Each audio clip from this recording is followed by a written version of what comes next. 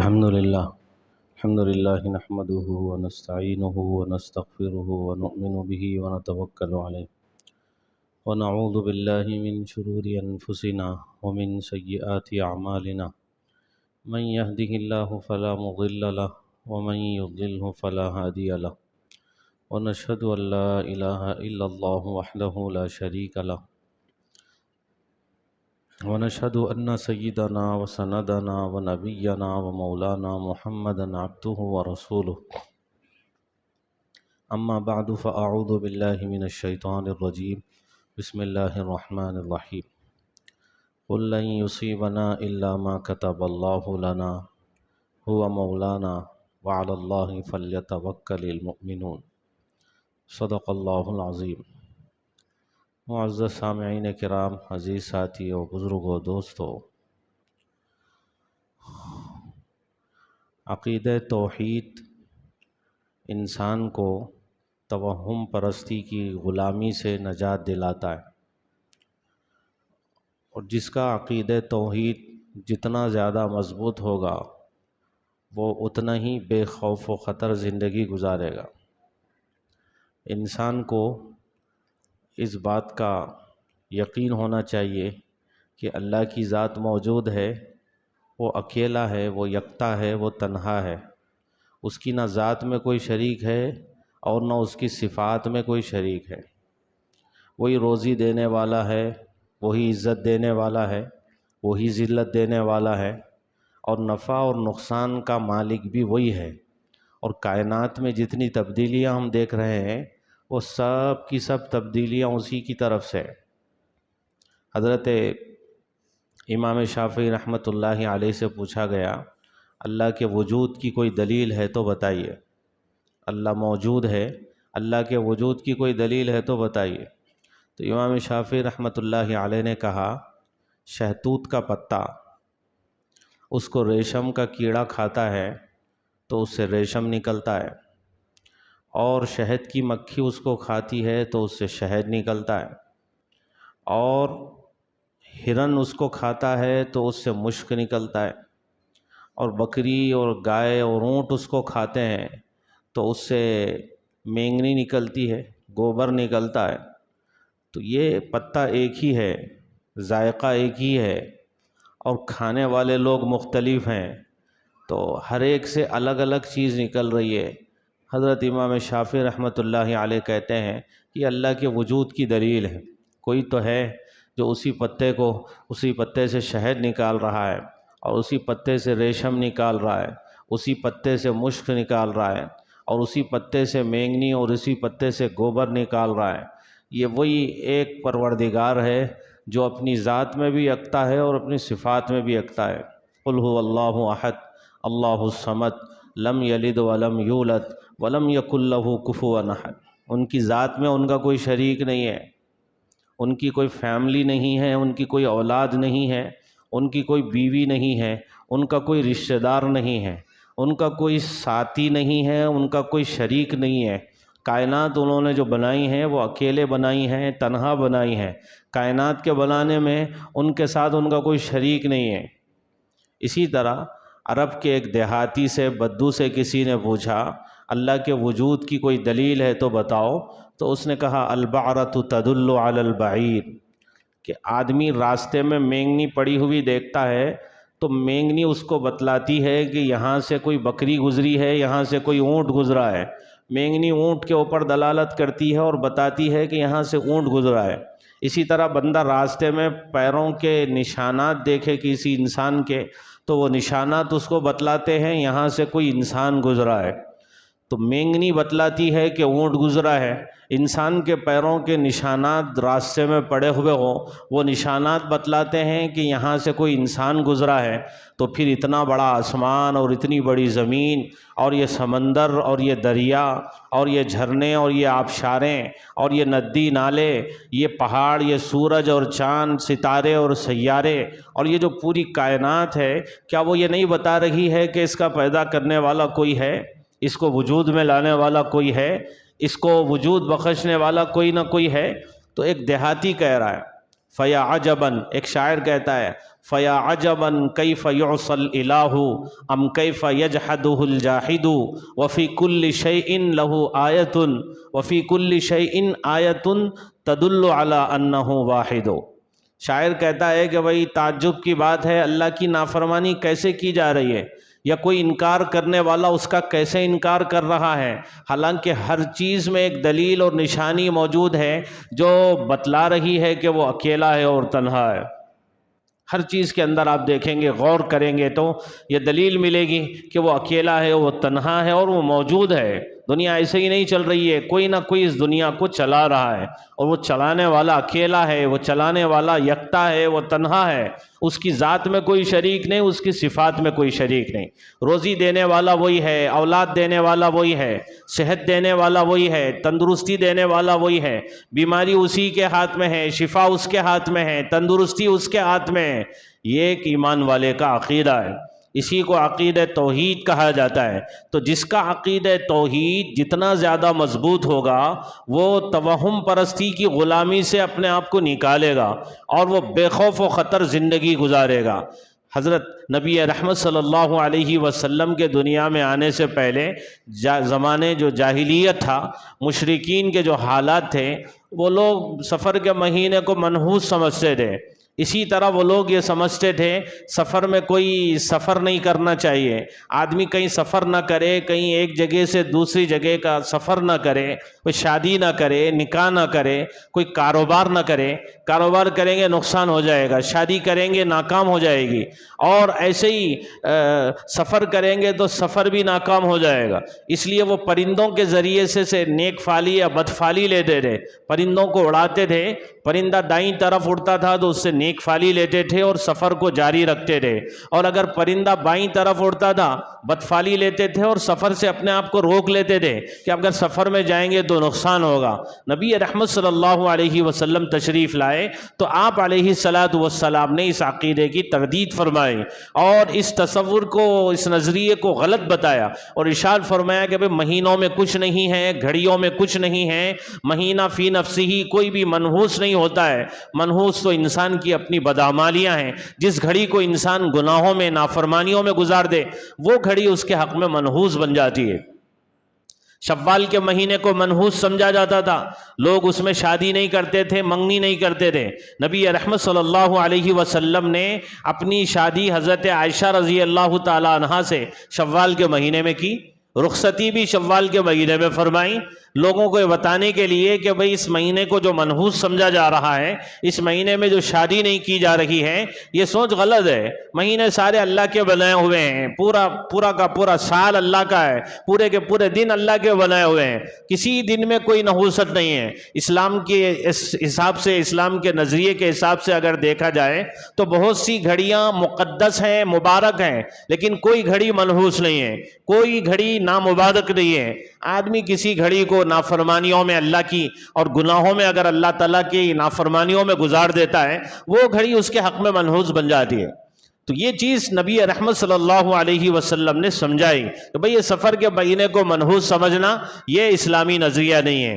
حضرت ذنیرہ رضی اللہ تعالیٰ عنہ کی بینائی چلی گئی، آنکھوں کی بینائی چلی گئی، وہ اندھی ہو گئی، تو کافروں نے تانے دینے شروع کیے کہ ہمارے معبودوں کو برا بھلا کہنے کی وجہ سے، ہمارے معبودوں کا انکار کرنے کی وجہ سے ان کی بینائی چلی گئی اور یہ اندھی ہو گئی ہے۔ لیکن وہ جو اللہ کی بندی تھی، ان کا عقیدہ توحید مضبوط تھا، انہوں نے کہا جو کچھ بھی ہوا ہے اللہ کی مرضی سے ہوا ہے اور اس کے فیصلے سے ہوا ہے، اس میں کچھ نہ کچھ حکمت ہے، اللہ کی طرف سے ہوا ہے جو بھی ہوا ہے۔ نبی رحمت صلی اللہ علیہ وسلم تک جب یہ بات پہنچی تو آپ کو خوشی ہوئی کہ اس اللہ کی بندی کا عقیدہ توحید اتنا مضبوط ہے، آنکھوں کی بینائی چلی گئی ہے اور وہ اللہ کی بندی یہ کہتی ہے کہ بھئی جو بھی ہوا ہے اللہ کی طرف سے ہوا ہے، میں اس کے اوپر راضی ہوں۔ نبی رحمت صلی اللہ علیہ وسلم نے ان کے لیے دعا فرمائے، اور دعا فرمانے کے نتیجے میں میں ان کی بینائی پھر سے لوٹ آ گئی اور پھر سے وہ اچھی خاصی ہو گئی، دیکھنے لگی اور پھر سے بینا ہو گئی۔ تو ایک ایمان والے کا عقیدہ توحید اگر مضبوط ہو تو بہت سے خرافات سے، رسومات سے وہ اپنے آپ کو بچائے گا، اور بہت سے توہمات سے اپنے آپ کو بچائے گا، بہت سے نقصانات سے وہ اپنے آپ کو بچا سکے گا۔ ہندوستان کے ساحلی علاقے میں ایک بزرگ ابو البرکات بربری یہ تشریف لائے سمندر کے کنارے پہ۔ وہاں کے جو لوگ بسنے والے تھے وہ سارے کے سارے کافر تھے۔ انہوں نے وہاں پہ ایک بت خانہ بنایا ہوا تھا، اور ان لوگوں کے درمیان میں بات مشہور تھی کہ وہ بت خانے میں مہینے کی متعین ایک تاریخ ہوتی تھی، اس تاریخ میں شیطان آتا ہے، اور ان کی اپنی سوچ، ان کا اپنا نظریہ یہ تھا کہ اس تاریخ کو قرآن اندازی کرتے تھے۔ کسی بچی کا نام نکلتا تو اس بچی کو لے جا کے، کماری لڑکی کو، اس کو بنا سنوار کے اس بت خانے کے اندر اس کو چھوڑ دیتے رات میں لے جا کے۔ اب صبح جا کے جب دیکھتے تو وہ مردہ پڑی ہوئی ہوتی تھی۔ لوگوں کا اپنا یہ سوچ تھا، لوگوں کی اپنی یہ سوچ تھی، ان کا اپنا نظریہ تھا۔ وہ لوگ یہ سمجھے ہوئے تھے اگر ایسا نہیں کریں گے تو پوری بستی کے اوپر آفت آئے گی، پوری بستی والے پریشان ہو جائیں گے، سب کو نقصان بھگتنا پڑے گا۔ تو اب یہ بزرگ وہاں پہ گئے، جس گھر میں یہ مہمان بنے، ایک بڑھیا کے گھر میں مہمان بنے، انہوں نے دیکھا کہ پوری بستی والے ان کے گھر پہ جمع ہیں اور سب کے سب بیٹھ کے رو رہے ہیں۔ یہ جس کے پاس مہمان بنے ہیں وہ میزبان ان کی جو بڑھیا ہے وہ بھی رو رہی ہے۔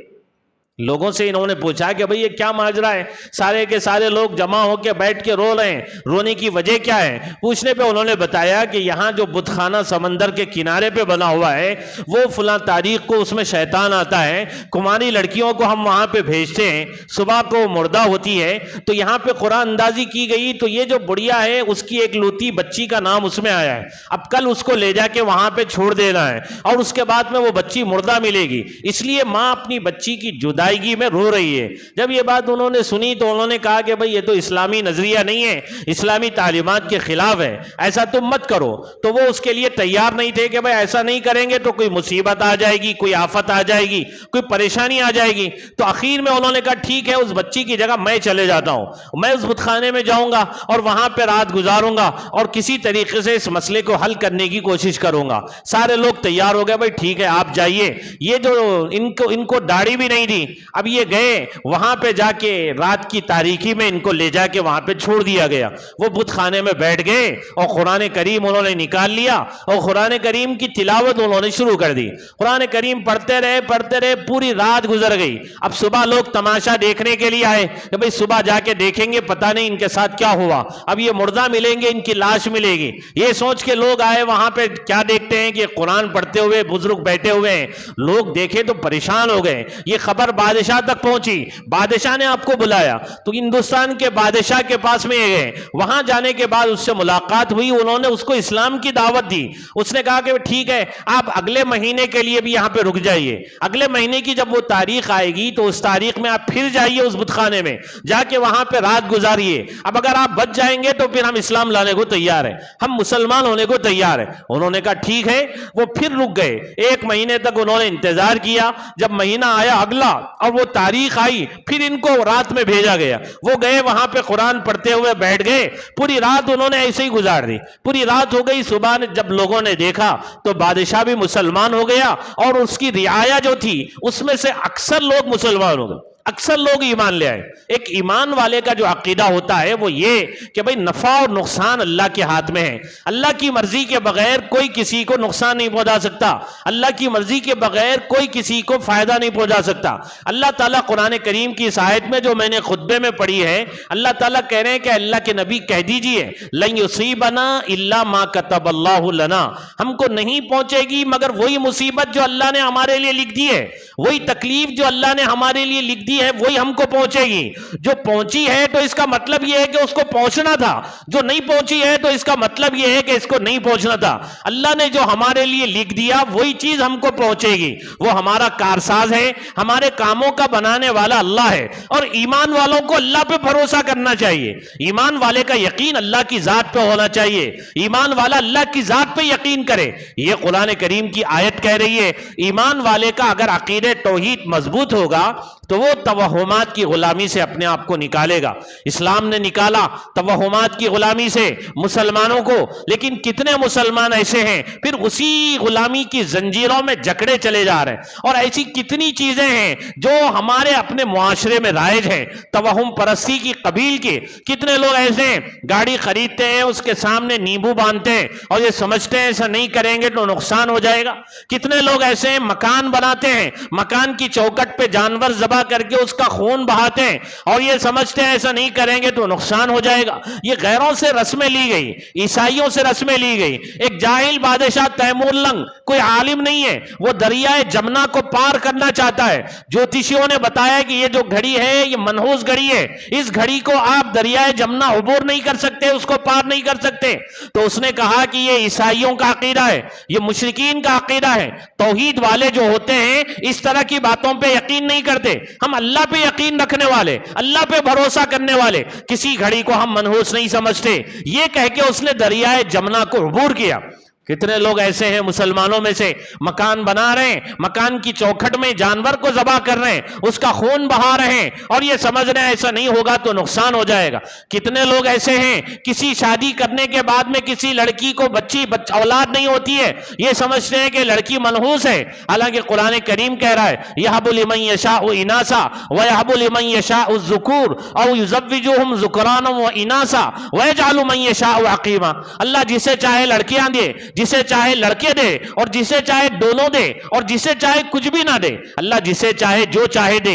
اگر کسی لڑکی کو اولاد نہیں ہوتی ہے اس کو ہمارے اپنے معاشرے میں منحوس سمجھا جاتا ہے۔ کتنے ایسے ہیں اس کو ٹارچر کرتے ہیں۔ کتنے لوگ ایسے ہمارے اپنے مسلم معاشرے کی بات میں کر رہا ہو، اس کو کوسا جاتا ہے، اس کو ڈانٹا جاتا ہے، بسا اوقات اس کو گھر سے نکالا جاتا ہے۔ ہم نے تو یہاں تک دیکھا ہے کہ ایک خاتون کو لڑکی ہوئی، اس کے بعد پھر لڑکی ہوئی، اس کے بعد پھر لڑکی ہوئی، 3 لڑکیاں ہوئی تو لوگ اس کو منحوس سمجھنے لگے، سسرال والے اس کو برا بھلا کہنے لگے، یہاں تک کہ اس کو گھر کے باہر انہوں نے نکال دیا، ٹارچر کرنے لگے، برا بھلا کہنے لگے، گھر کے باہر انہوں نے نکال دیا۔ نکالنے کی وجہ کیا ہے کہ بھئی اس کو لڑکیاں ہو رہی ہے، لڑکیاں ہونے کا مطلب نعوذ باللہ یہ منحوس ہے۔ یہ کہاں سے ہم نے سمجھ لیا؟ حالانکہ اللہ کے نبی تو یہ کہتے ہیں مبارک ہے وہ بطن اور وہ پیٹ جس سے پہلے لڑکی پیدا ہو۔ لڑکی پیدا ہو تو لڑکی رحمت بن کے آ رہی ہے، لڑکی کا گھر میں آنا رحمت ہے، لڑکی کی پیدائش رحمت ہے۔ لڑکی کی پیدائش کو منحوس سمجھ رہے ہیں۔ جیسے زمانے جاہلیت میں کسی کے گھر میں لڑکی پیدا ہوتی تھی وہ اپنا منہ چھپاتے ہوئے پھرتا تھا اور یہ سمجھتا تھا کہ بھئی اس کو ایسے ہی رکھوں ذلت کے ساتھ میں، یا اس کو زمین میں دفنا دوں، زندہ زمین میں دفنا دیتا تھا۔ لڑکی کی پیدائش کو وہ لوگ منحوس سمجھتے تھے۔ آج ہمارے مسلم معاشرے میں کتنے لوگ ایسے ہیں لڑکی کی پیدائش کو منحوس سمجھ رہے ہیں۔ لڑکی کے پیدا ہونے کی وجہ سے بہو کو ٹارچر کیا جاتا ہے، مارا جاتا ہے، کوسا جاتا ہے، ڈانٹا جاتا ہے، اس کو منحوس سمجھا جاتا ہے۔ اگر شادی کرنے کے بعد میں لڑکی سسرال جائے، سسرال میں کسی کا انتقال ہو جائے تو اس کو منحوس سمجھا جاتا ہے اور یہ سمجھا جاتا ہے کہ اس کے منحوس قدم کے گھر میں پڑنے کی وجہ سے فلاں صاحب کا انتقال ہوا۔ حالانکہ موت و حیات اللہ کے ہاتھ میں ہے، موت دینے والے اللہ ہیں، زندگی دینے والے اللہ ہیں۔ یہ ایک ایمان والے کا عقیدہ اور یقین ہے۔ جب ایمان والے کا عقیدہ اور یقین یہ ہے کہ موت و حیات اللہ کے ہاتھ میں ہے تو پھر اس کا عقیدہ اتنا بودا کیوں ہو گیا ہے کہ وہ عقیدے کو ایسا اس طرف منسوب کرنے لگا غیر اللہ کی طرف، اور یہ سمجھنے لگا کہ اس لڑکی کے آنے کی وجہ سے یہ فلاں کا انتقال ہوا، اس کے قدم رکھنے کی وجہ سے فلاں کا انتقال ہوا۔ یہ میرے دوستو بیکار چیزوں سے ہم نفع نقصان کو وابستہ کر رہے ہیں۔ کتنے لوگ ایسے ہیں انگوٹیاں پہنتے ہیں، انگوٹیوں میں خاص خاص قسم کے پتھر لگاتے ہیں، بیچنے والے ان کو بتاتے ہیں، ان کا ذہن بناتے ہیں یہ پتھر انگوٹی میں ہوگا تو تمہارے کاروبار میں برکت ہوگی، یہ پتھر ہوگا تو تم کامیاب رہو گے، کوئی پریشانی نہیں آئے گی، کوئی تکلیف نہیں آئے گی، کوئی مصیبت نہیں آئے گی۔ ایسے پتھر پہن رہے ہیں، پتھروں کو نفع نقصان کا مالک سمجھ رہے ہیں۔ انگوٹیوں میں جو چھوٹا پتھر ہوتا ہے اس کو نفع نقصان کا مالک سمجھ رہے ہیں اور کہتے ہیں کہ بھئی ہم مسلمان ہیں، عقیدہ توحید کے ماننے والے ہیں، اللہ کی ذات پہ ہم کو بھروسہ ہے، اللہ کی ذات پہ ہمارا ایمان ہے، نفع نقصان کا مالک اللہ کو سمجھتے ہیں، پھر چیزوں کی طرف نفع نقصان کو منسوب سمجھ کر رہے ہیں۔ یہ اس وجہ سے کر رہے ہیں عقیدہ توحید میں کمزوری ہے، عقیدہ توحید میں خامی ہے، عقیدہ توحید میں کمی ہے۔ اگر عقیدہ توحید مضبوط ہوگا تو بندہ دوسروں سے، لوگوں سے، کسی سے نہیں ڈرے گا۔ وہ یہ کہے گا کہ کوئی میرا کچھ نقصان نہیں کر سکتا، اللہ کی مرضی کے بغیر. ایک نبی پوری دنیا کو اکیلا للکارتا تھا کہ اے لوگوں ایک اللہ کی عبادت کر لو کامیاب ہو جاؤ گے. پوری دنیا دشمن ہے, پوری دنیا اس کے خلاف ہے. اکیلا تنہا کھڑا ہو کے پوری دنیا کو چیلنج کرتا تھا, للکارتا تھا اور یہ کہتا تھا کہ ایک اللہ کی عبادت کرو. عقیدہ توحید ان کا مضبوط ہوتا تھا. انبیاء کرام کا عقیدہ توحید کیسا مضبوط, چٹانوں جیسا, پہاڑوں جیسا. ایسا عقیدہ توحید ایک ایمان والے کا ہونا چاہیے. جب ہمارا عقیدہ توحید مضبوط ہوگا تو یہ سفر کو منحوس سمجھنا, سفر میں شادی کرنے سے ڈرنا, شادی کریں گے تو اولاد نہیں ہوگی, سفر میں شادی کریں گے تو نقصان ہو جائے گا, شادی ناکام ہوگی, یہ سوچنا میرے دوستو. دکان کھولیں گے تو کاروبار بگڑ جائے گا, کاروبار کامیاب نہیں ہوگا, ترقی نہیں کریں گے. یہ عقیدہ توحید کے کمزور ہونے کی وجہ سے. ایک ایمان والا نفع نقصان کا مالک جب اللہ کی ذات کو سمجھتا ہے تو پھر ان چیزوں کی طرف نفع نقصان کو منسوب نہ کریں, بلکہ سمجھیں کہ بھئی جو بھی ہوگا دنیا میں, پوری کائنات میں جو کچھ بھی ہو رہا ہے اچھا برا سب اللہ کی طرف سے ہو رہا ہے. پوری دنیا میں جو کچھ بھی ہو رہا ہے, سورج نکلتا ہے, سورج ڈوبتا ہے, چاند نکلتا ہے, ستارے سیارے جھلملاتے چمکتے, سب ایک اللہ کی طرف سے, اللہ کے کرنے کی وجہ سے ہو رہا ہے. پوری کائنات کی تبدیلی, پوری دنیا کا تغیر, پوری دنیا میں جو کچھ بھی ہو رہا ہے وہ ایک اللہ کی طرف سے ہو رہا ہے, ان کے مشیت اور ان کے ارادے کے تحت ہو رہا ہے. یہ ایک ایمان والے کو سمجھنا چاہیے. اللہ تعالی ہم سب کو صحیح علم اور صحیح عمل کی توفیق نصیب فرمائے. آمین. وآخر دعوانا الحمدللہ رب العالمین. سنتیں پڑھ لیجیے.